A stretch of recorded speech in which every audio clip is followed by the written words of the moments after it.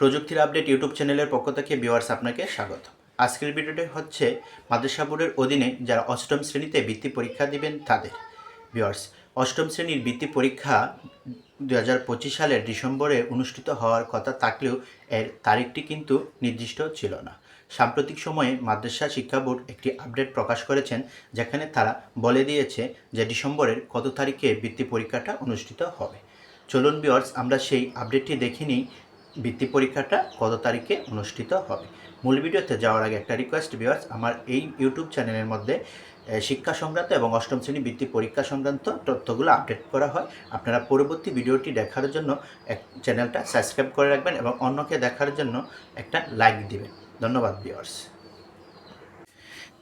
Viewers, আপনারা সেই আপডেটটি দেখতে পাচ্ছেন, যেখানে আপডেটটি প্রকাশ করা হয়েছে।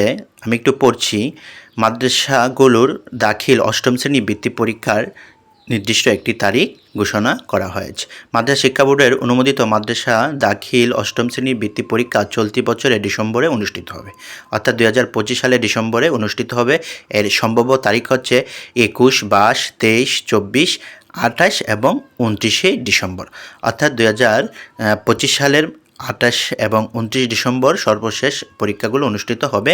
আর কত নম্বরে অনুষ্ঠিত হবে সেটা ভিউয়ার্স আমার আগের ভিডিওতেও বলে দিয়েছি এবং বর্তমানেও আপনারা সেটা দেখে নিতে পারেন।